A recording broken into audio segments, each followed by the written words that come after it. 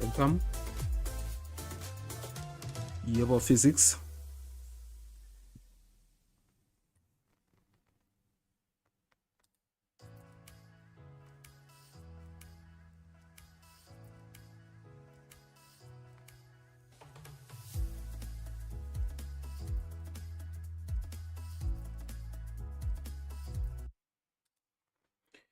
Hello everyone. I hope you can hear me loud and clear. Welcome to today's Yebo Physics session. So we are present on both YouTube and on Teams. And if you'll be joining us on either platform, you are very welcome. We'll be taking your comments from either platform. If you can use the chat section on YouTube or both the chat and the audio functionality on Teams, that will be awesome. So I'm just going to set the recording on Teams for the benefit of those of you that are not able to see or be part of this live session, so that you can follow on what we are covering today, and hopefully that will be of assistance in having you understand more on electric fields.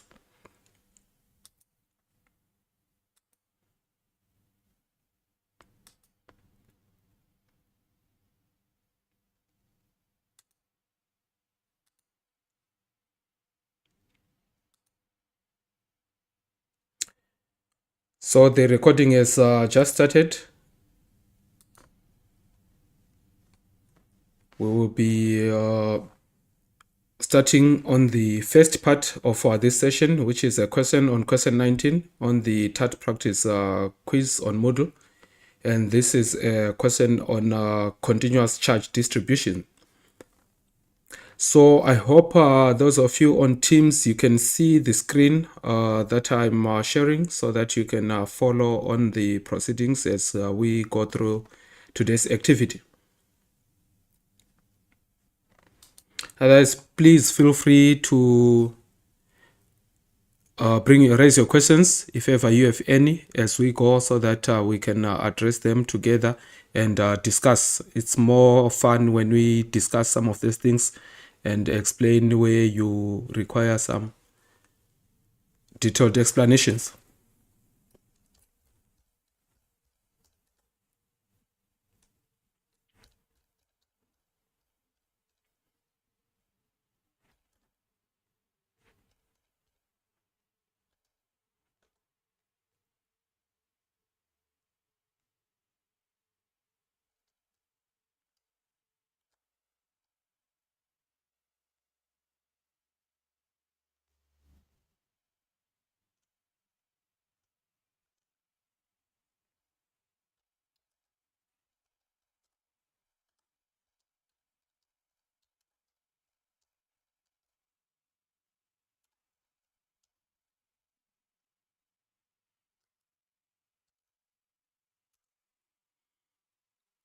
Right, just a brief recap on what you have done so far. By definition, an electric field is the region in space where a charge will experience a force. So we define the electric field as a region in space where if we have a charge Q, then that charge experiences a force.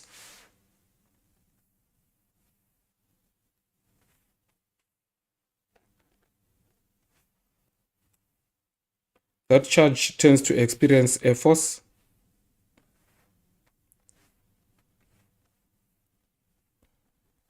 F, which is electrostatic force given by Q times E. Okay. So if you would recall from the electric field that we have here,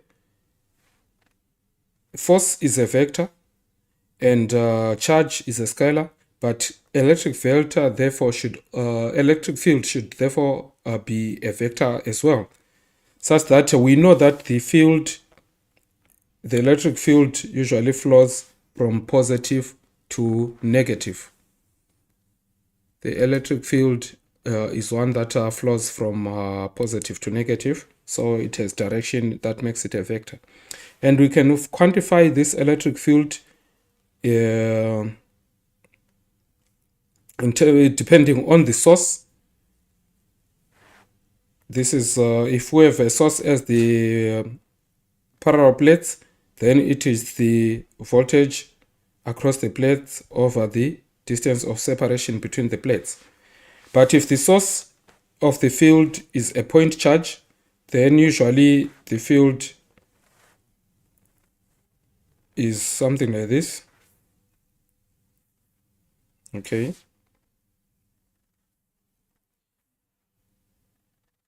All right, something like that. And this field is radiating outward each time.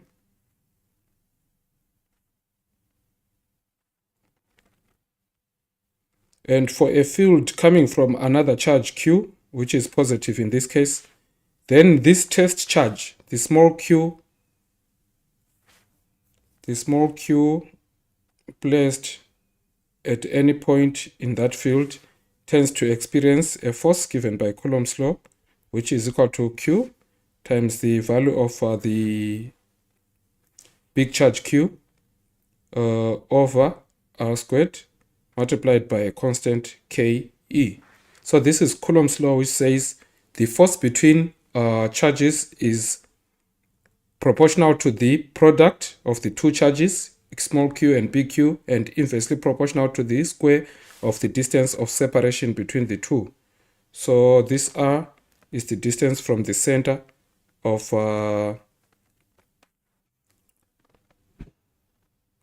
the big charge Q to the center of the small charge small q.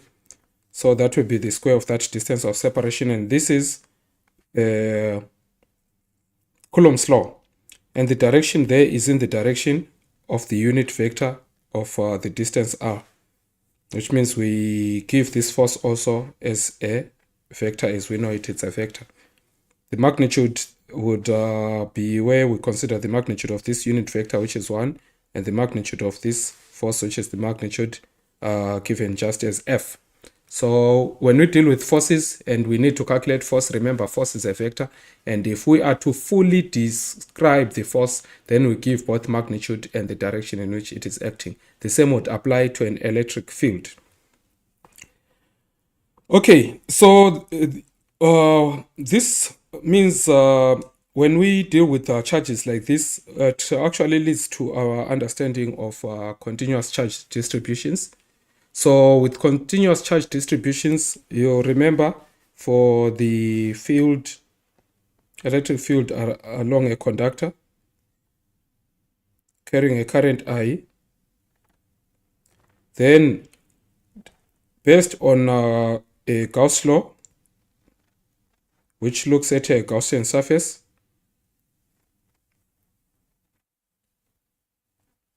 right? If we would consider a small charge element there, then it will give us a field that protrudes through the Gaussian surface like that. So if we can sum up all fields along this conductor, we can find the electric field along this particular conductor. So this becomes like a continuous charge distribution of small charge elements. We call them infinitesimal charge elements. Delta Q is just the small charge element, but if we sum up all the charge element, they give us the total charge on the conductor, which is Q. All right, then if we have this conductor its length, which is L, we therefore define a quantity which is the linear charge density lambda, as the total charge Q over the length of the conductor L. Then if we are dealing with other surfaces, like an area of surface charge over an area, we define a surface charge density, sigma, as the charge over the area, and we have a volume charge density, the charge per unit volume, given like that. So these elements are very important for to remember and always keep in mind. So what we had here, we're looking at Gauss law, which simply gives us the the net flux through a Gaussian surface or enclosed surface is proportional to the enclosed charge, right? Is proportional to the enclosed charge. So in other words, this flux, electrical flux, is equal to the Q over the constant of proportionality is that Q over E naught. So if we would take a differential of the different charge elements there, then we have E dot dA is equal to the surface integral of this is equal to Q over E naught. And the surface area around a straight conductor like we have here, if the radius is R, then we've got 2 pi RL. So the surface area, if we add up the total surface area there is E times 2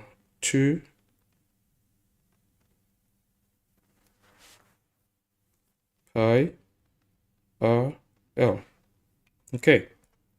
So this is giving us the integral over the surface dA around the Gaussian surface around the conductor. So this Gaussian surface around the conductor is what is determined by this circumference multiplied by the length. So you've got 2 pi r multiplied by length L, which is the length under which we are considering the electric flux or our Gaussian surface.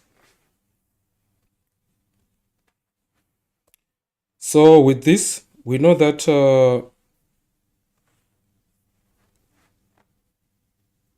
this Q is equal to lambda times L. So this is lambda multiplied by L over E naught. And we can eliminate the L like that. Then that means the electric field is given by, the electric field can therefore be given by lambda over 2 pi E naught R. And we know that this constant that we said is the constant from Coulomb's law. Ke is equal to 9 times, 8.9. So we can say 9 times 10 to the 9. With the units there, that would be Newton meter squared per Coulomb squared. So Newton meter squared per Coulomb squared. Or we can express that also in farads. I'm sure that will give us a unit like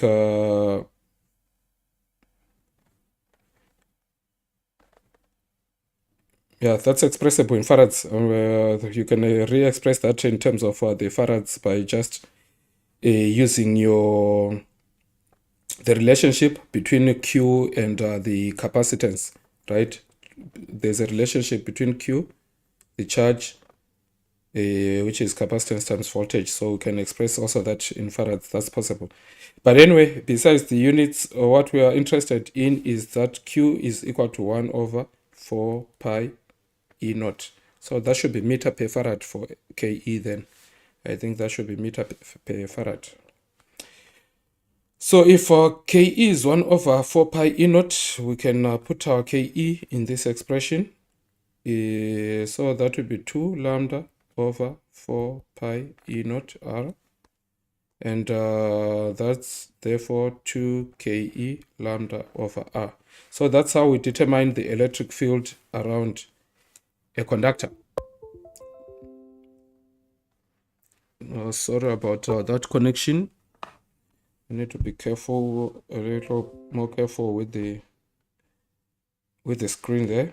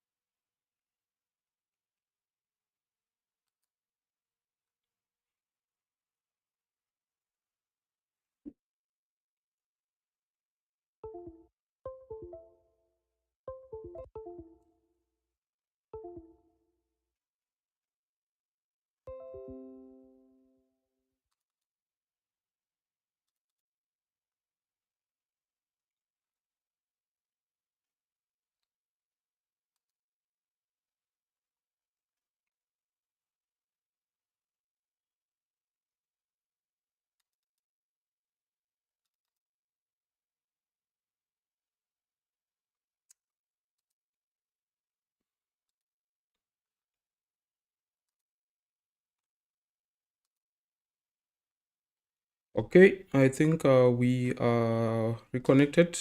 Yes, I think that's okay. So anyway, that's about the introduction. I'll leave it here. We will use this. The reason I introduced this is what we're going to use in most of the questions that we're going to be covering today.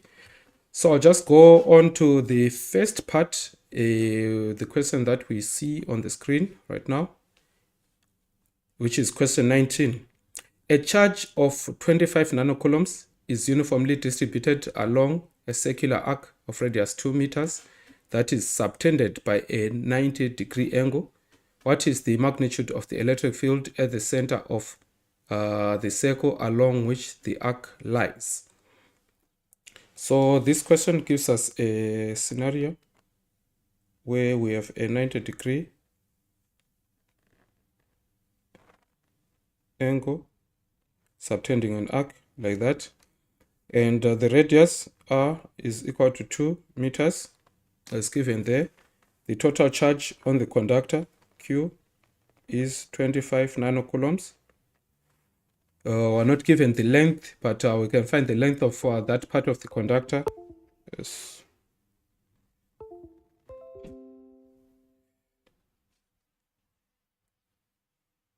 We can find the length of that part of the conductor through using our circular geometry. The length is basically given by r theta when theta is in radians. Okay, so that should not be a problem.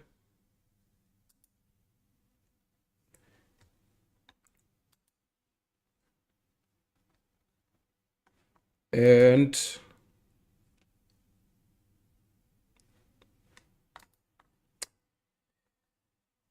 what we need to find is the electric field at the center. So remember, this is a uniform distribution of charges. So it's like we've got a lot of those tiny charge elements along the length, contributing to the overall or to the net field at the center, a point that we can call P. So each small charge element is dq, and it contributes to a field dE. dE is equal to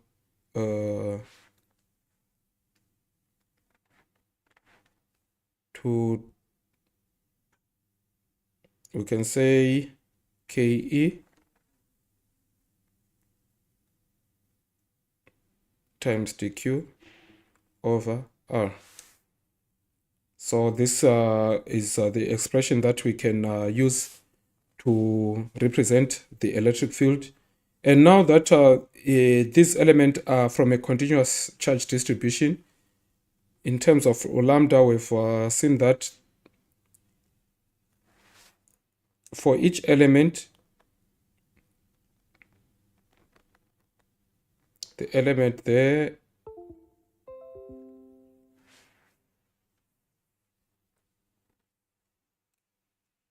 okay.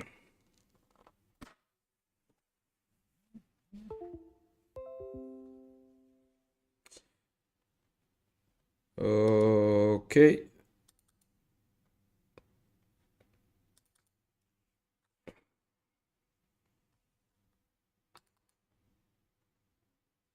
All right. There we are.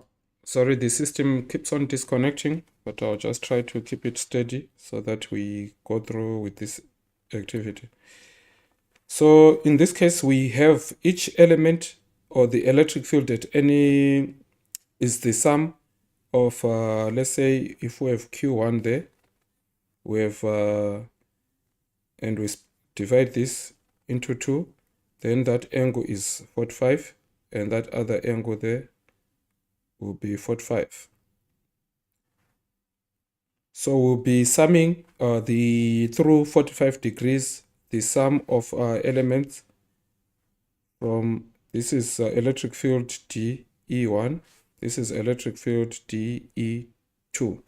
But DE1 and DE2 are the same because the same element, DQ1 and DQ2, are of equal magnitude.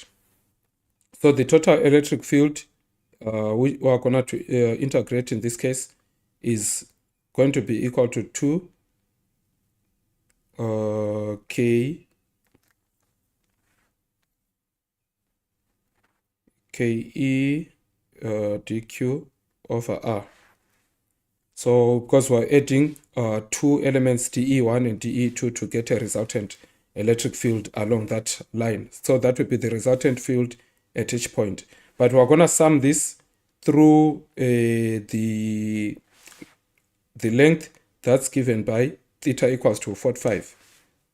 So L is equal to R theta for theta from 0 to 45. That's basically what we are going to do in this case. So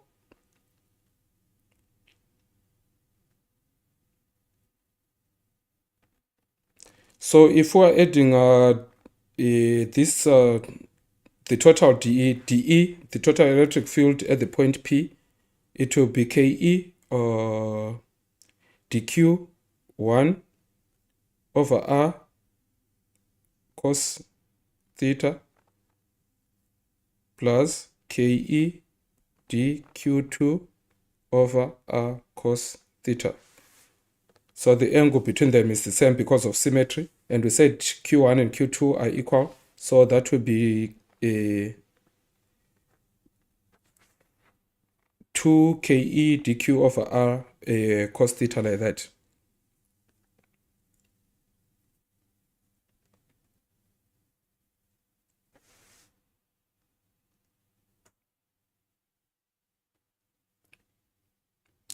So in this case, we are already given the radius, and we are given the charge.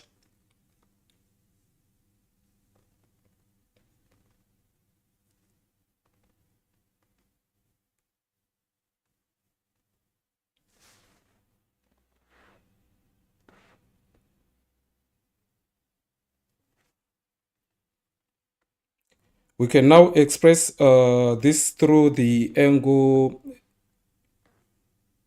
the electric field throughout the angle from 0 to 45. So can we try and express the value of that electric field?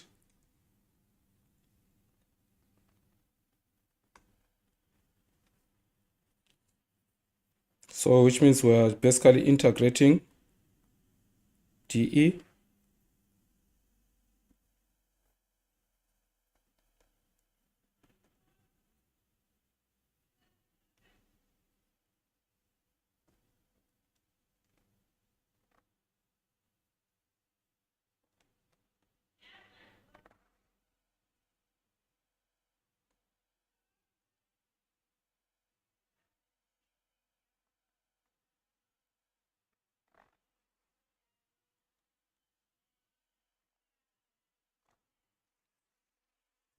So from, let me check from where we started.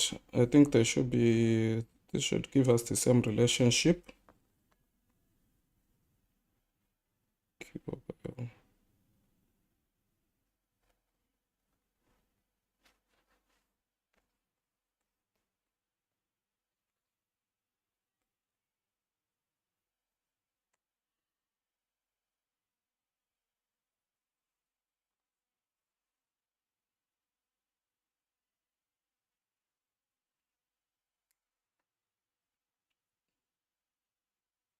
Sorry, this should be R squared.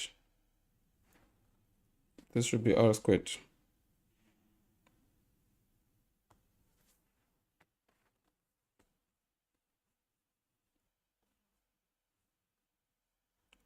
Our E, the electric field, according to this, is force per unit charge. That's force per unit charge, and force is in terms of R squared. So that's generally KE dq1 over R squared.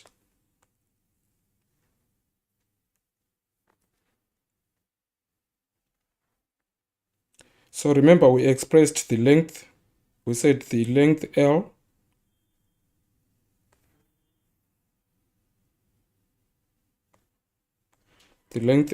in this case can be given in terms of the radius. So L is equal to R times theta. L is equal to R theta.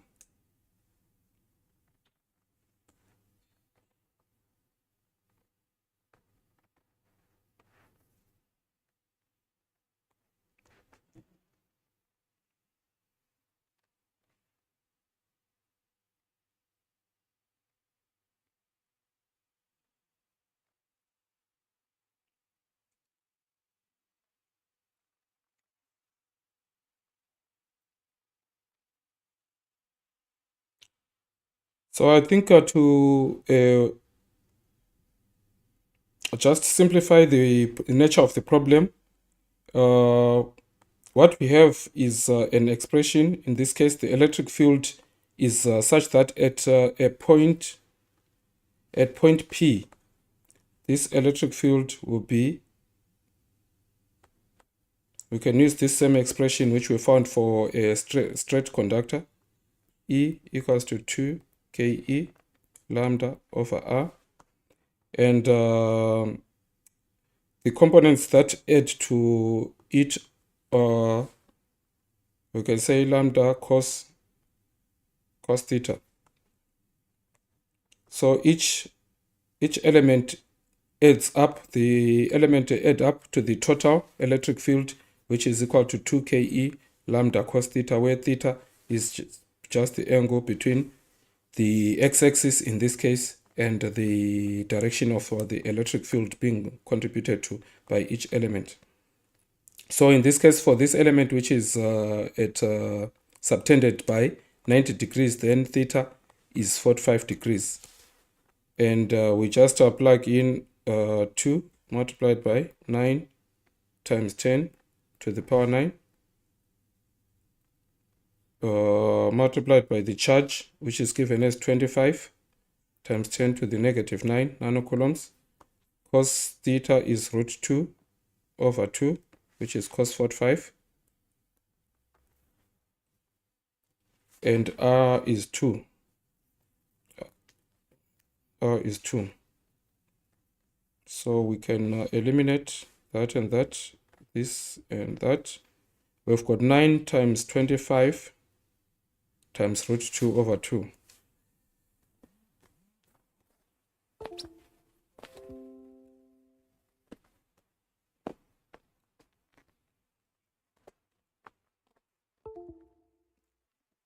You can use your calculator to evaluate that.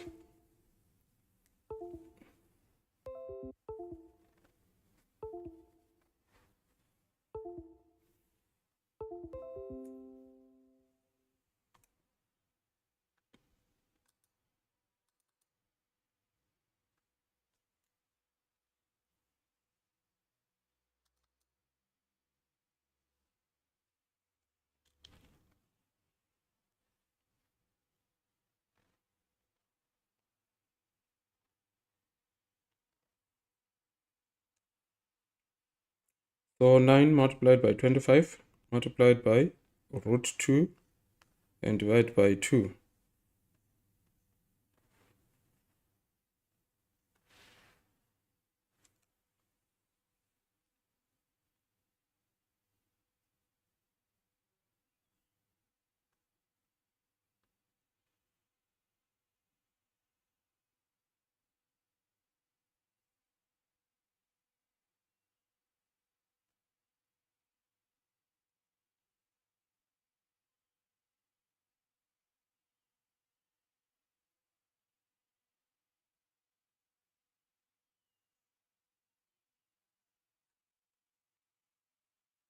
So that's 2 times K times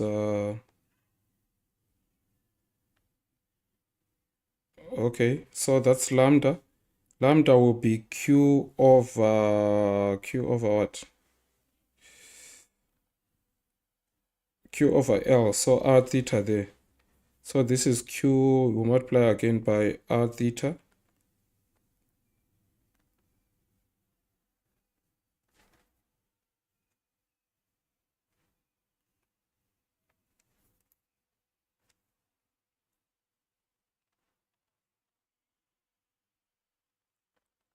What 5 is pi over 4.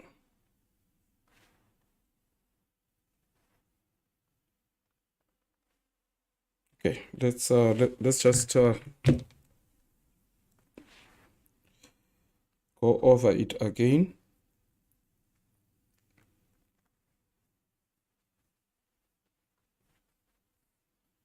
So I've got 2 times KE times Q over L times cos theta and everything over R. So the length L, we said, is equal to R times theta, which is in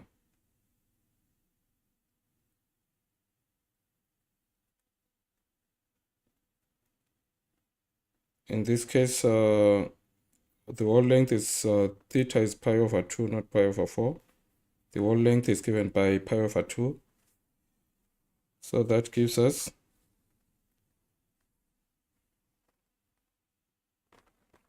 2 multiplied by 9, 10 to the positive 9, multiplied by the charge 25, 10 to the negative 9 nanocoulombs, multiplied by cos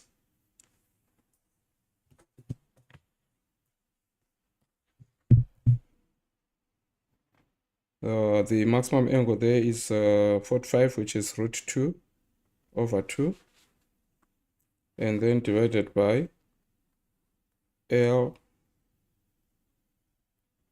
R is 2, remember, so L equals to pi divided by pi and divided by R.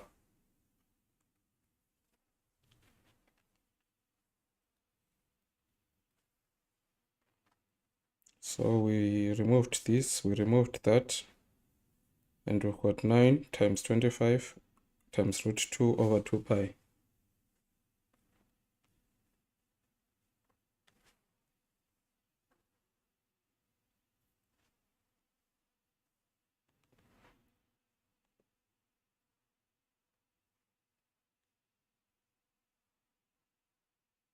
Okay, so this gives us 50.64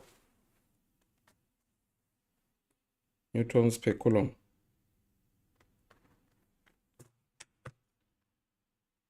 50.64 newtons per coulomb. So this is the value that we get. This is the value that we get for the electric field from this 90-degree subtended length of wire.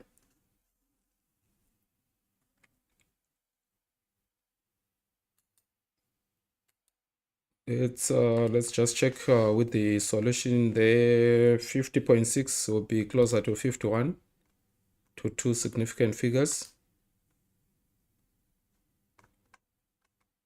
And we should get 51. So that's the first part. That's the first question. Based on, you saw how we derived the electric field here using Gauss law. So that's the same understanding. You could also use any other method, of course, to integrate. As long as everything is done correctly, we should still come to the same answer. We should still come to the same value for the electric field.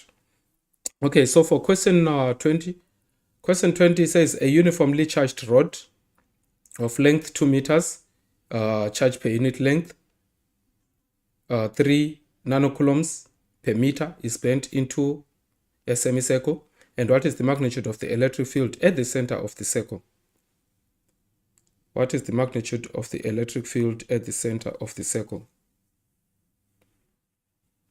So how do we solve this one? So it's a rod uniformly charged. The center O, and the length L equals to 2 meters, and lambda equals to 3.0 nanocoulombs per meter.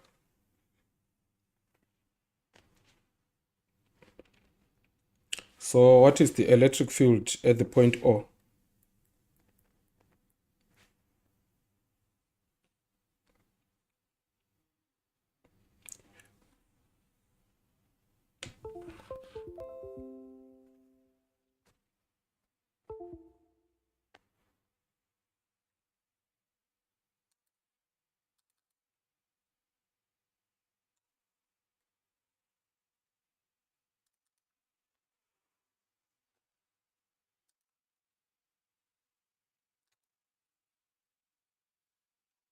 So what approach would we use to find the electric field at the point O?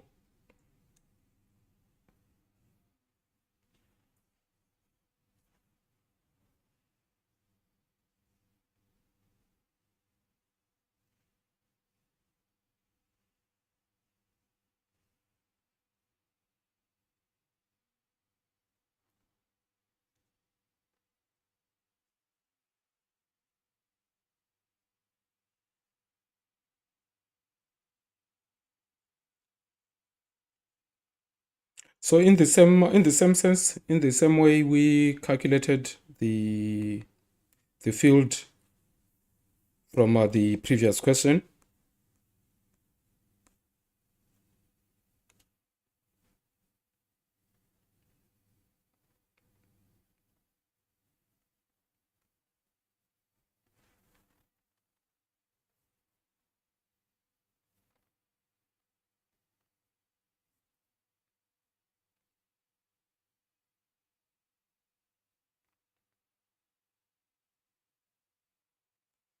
We can still apply the same equation.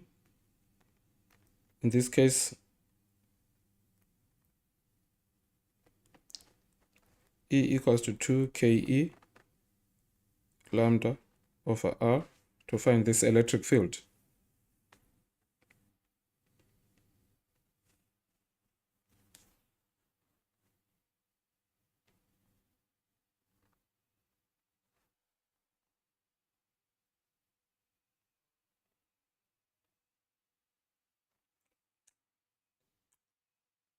So the component in this case, we can consider all the components in the X will cancel out. The resultant electric field is always in the Y, because each time we are adding the small charge elements, they contribute elements that cancel out each other in the X. So if this is DE1 and DE2, then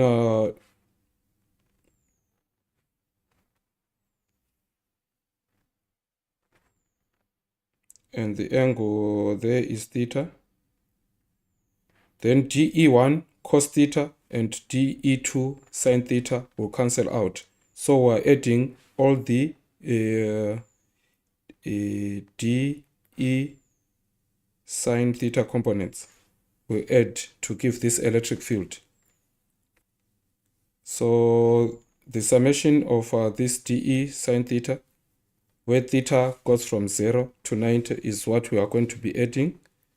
And in this case, since the maximum there is from 0 to 90, sin 90 is 1, then we are just multiplying for our electric field 2 times 9 times 10 to the 9 times lambda, which we are already given, 3 times 10 to the negative 9 coulombs per meter, over the radius, which we are not given. So we know this is R times theta, which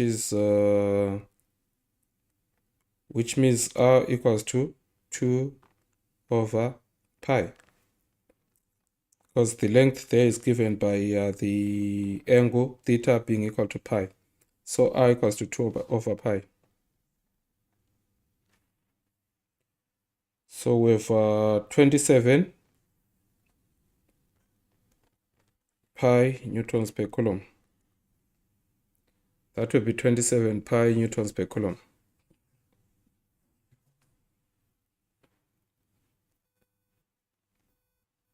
$84.8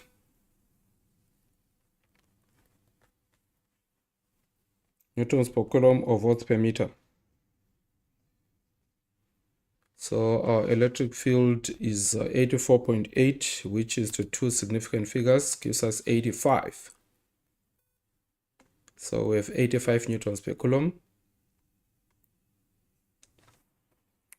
So remember, the idea of sine theta and cos theta is determined by the orientation of your theta and your vector.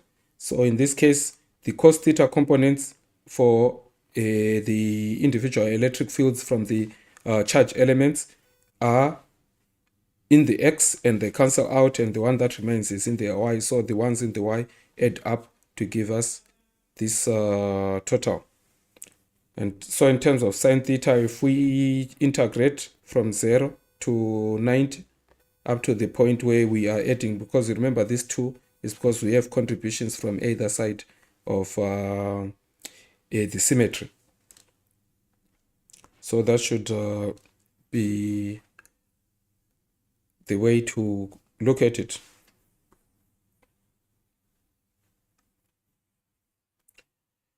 For question 21, a 16 nanocoulomb charge is distributed uniformly along the x-axis from x equals to 0 to x equals to 4. Which of the following integrals is correct for the magnitude in newtons per coulomb of the electric field at x equals to 10 meters on the x-axis?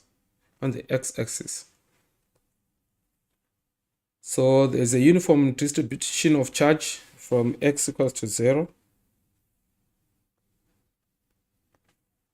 0 to 4.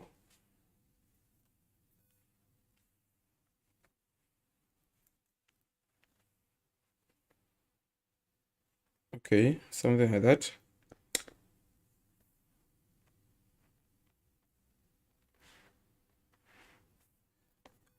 Which of the following integrals is correct for the magnitude at of the electric field at x equals to 10? So we extend the axis. Okay. Can extend the axis to 10. So we want the electric field at this point.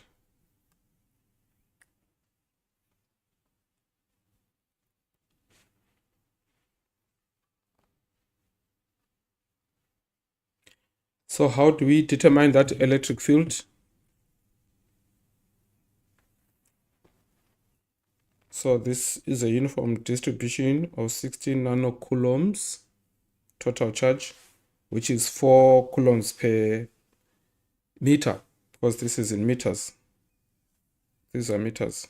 So the lambda there is 4 coulombs per meter, nanocoulombs per meter.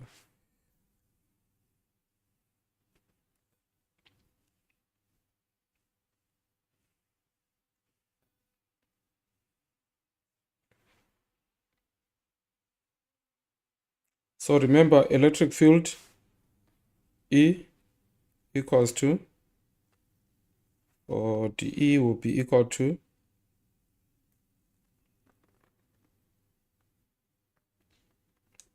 K dq over r squared, which is equal to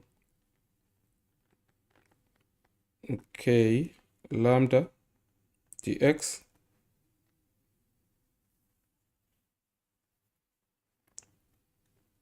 over,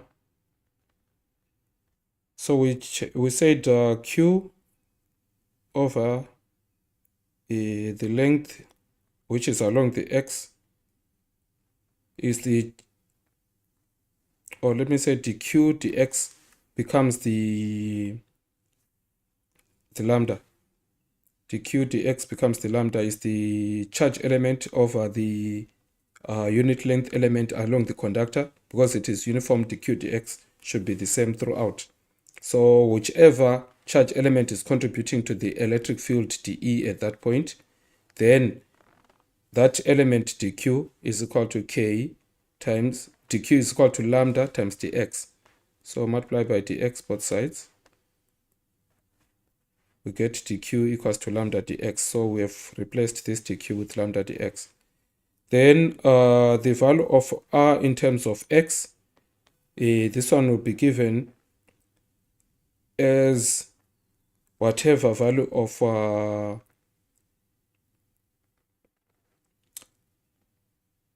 in this case x is at 10, so that will be 10 minus x squared.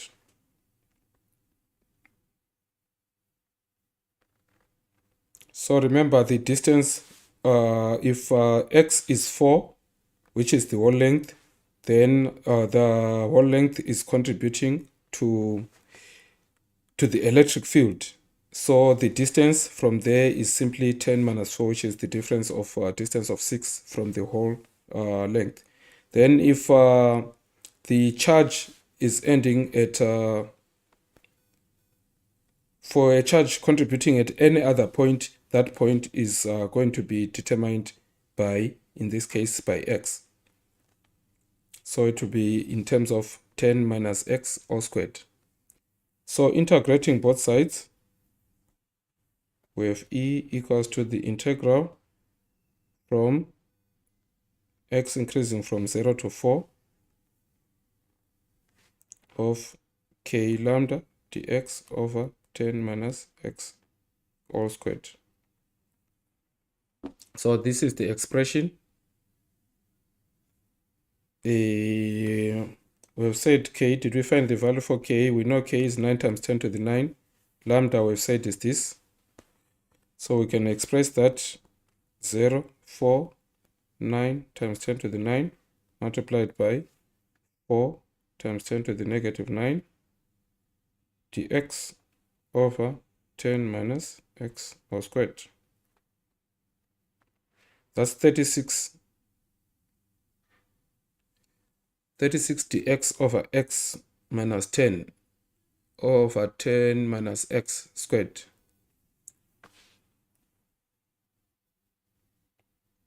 Over 10 minus x squared, that's a. That should be a. So this is the integral from 0 to 4 of 36 dx over 10 minus x all squared.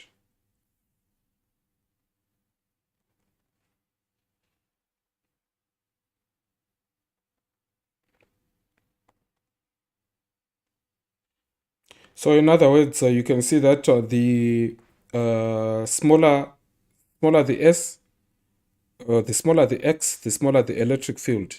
Because if x is 1, you've got 10 minus 1, which is 9, and this is a bigger denominator, that's reducing the value of the electric field. Is because the contribution, if the length is just 1 meter there, then it's only that small for the same linear charge density. It's only that 1 meter which contributes to the electric field. So it will give a smaller electric field, and if as x increases, this electric field also increases. That's why for 4 meters, we're only dividing by 6 squared instead of dividing by 9 squared or by 10 squared when we have, or something closer to 10 squared when we are closer to x equals to 0. So that verifies the expression for the electric field. For question 22, a uniform linear charge. A uniform linear charge of 2 nanocoulombs is distributed along the x-axis from x equals to 0 to x equals to 3. Which of the following integrals is correct for the y component of the electric field at y equals to 4 meters on the y-axis.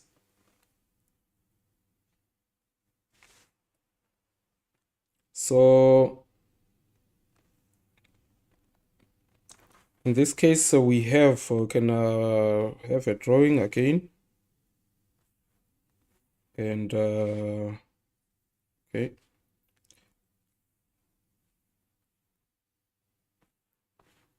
Almost.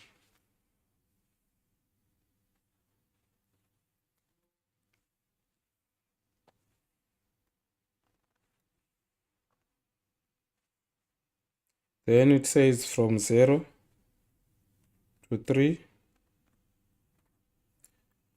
is a uniform linear charge.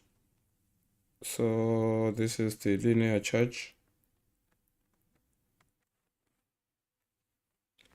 2 nanocoulombs per meter. So it is distributed along the x-axis from x equals to 0 to, x equals to 3. And we want the electric field, y component of the electric field at 4 meters on the y-axis. So that would be 4, that would be 2 and 0. So which means we want the electric field components due to all those tiny charges adding together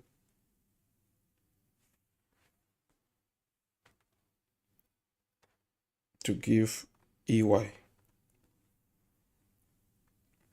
So it says the Y component of the electric field. So if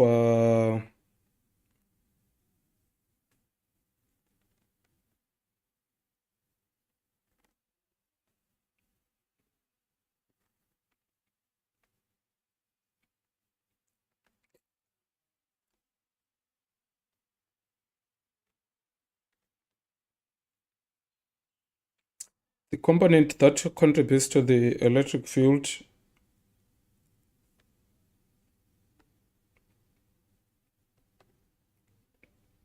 in the Y will be given in terms of theta, where this is X, this is Y, and this is theta.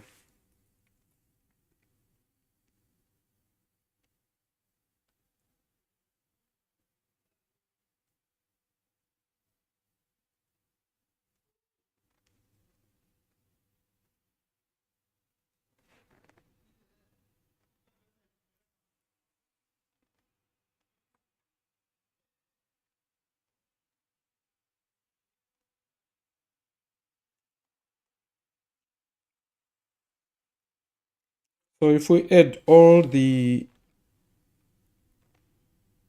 let's say DE1, DE2, we can add all the elements from the point when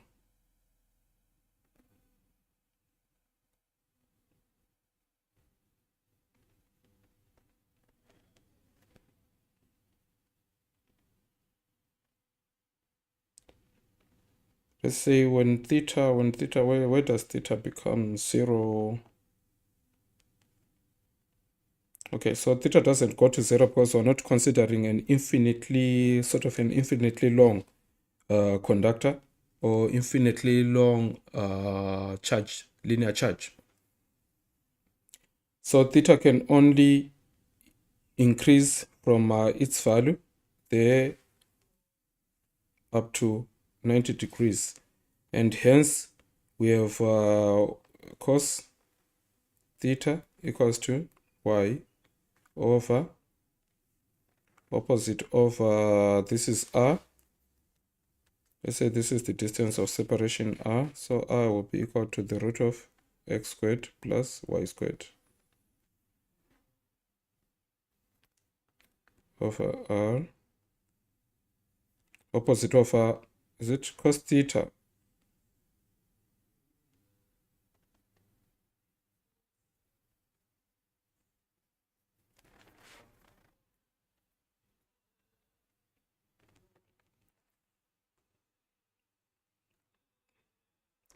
cos theta is adjacent. Adjacent cos theta is actually equal to x over r, adjacent of hypotenuse, which is equal to x over the root of x squared plus y squared. And sine theta is equal to y over r, which is equal to y over the root of x squared plus y squared. So now remember the components that we want to deal with in this case are components in the y. And so if theta is that angle between the horizontal and the vector, then we are dealing with sine theta components of this electric field, such that our electric field E, the total dE there will be given by Ke times dq over r squared multiplied by sine theta components. And this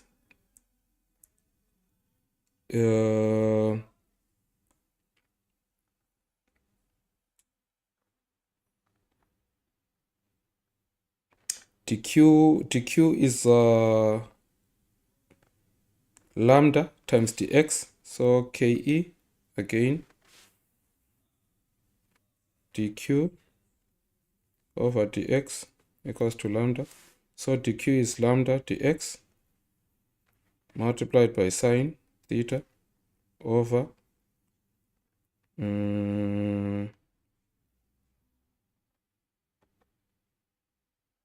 r squared, which is x squared plus y squared. So we can replace sine theta with what we got here. So this is Ke lambda dx multiplied by y over x squared plus y squared multiplied by y over x squared plus y squared to the power half. So we know Ke, I think we said Ke is 9 times 10 to the 9. We can have 9 times 10 to the 9 there. We know lambda, we said that's 2 times 10 to the minus 9. Dx, y is 4 over x squared plus y squared to the root, to the power, to the square root of that cubed. So with this and that, 9 times 2 is 18, 18 times 4, that's 72. So 72 dx over x squared plus y squared to the 3 over 2. And we will want to integrate that. So E will be the integral from 0 to 3. Remember, x is from 0 to 3 of that.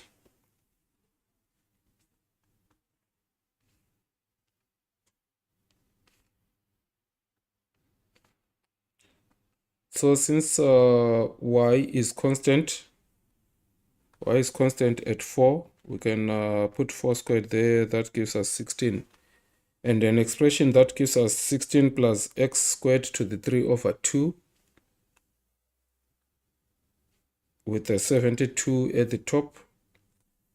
Is it 72y, 72 dx is E. That choice is E. Okay, that didn't come out right. That's 72 dx over 16 plus x squared to the 3 over 2. Did I get something wrong there? Ke lambda dx multiplied by 4. Y is 4. Is y 4? Y is 4. What does it say? The correct answer is 72 dx. Ugh, I clicked 16 minus. All right, I see. So it's 72 over 16 plus x squared to the 3 over 2. That's A. That should be A. So, okay, so this is just on solution A. That's excitement. You should be careful by not to get overexcited and click on the wrong answers like that. But anyway, that's how we should integrate the individual electric fields to come up with a total electric field of that much. Right, I think we can go on with the last part of this session, which is question 23, and then we can call it a day. So if ever there are any questions regarding this, let's discuss them in the next sessions. We have another session running tomorrow. I'm sure the time will be communicated to you. Then on Thursday and Friday, we'll be running again other sessions from 12 to 2 on Thursday and from 3 to 5 on Friday. So with question 23, a charge Q is distributed uniformly along a semicircle of radius A, which formula below gives the correct magnitude of the electric field at the center of the circle. So the magnitude of the electric field at the center of the circle will be given by which of the formulae there. So you have a radius A, and what will be the electric field from the center of the circle? So this is similar to one of the questions that we've looked at. I'm sure that was the second question, this one. And we had 2 Ke lambda over R. So in terms of Q, and which other quantity there, and A as the radius, how do we express the formula for that question? So it's a semicircle.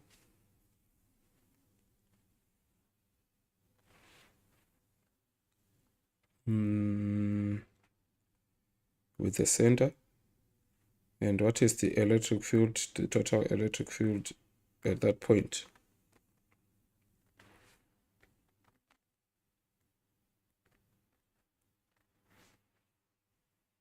So if the radius as given is equal to A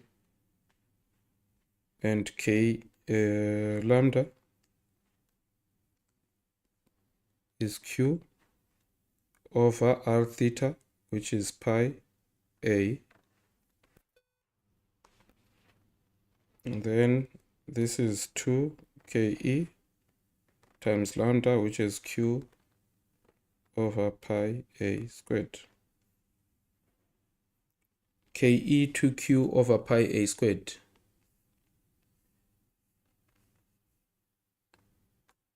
That should be D. K 2Q over A squared over pi A squared. Okay. So these are the formula that you should not only know, but at least be aware in terms of where they come from and the understanding of how the individual charge elements result in individual field components that you can add up through integration to come up with the total field.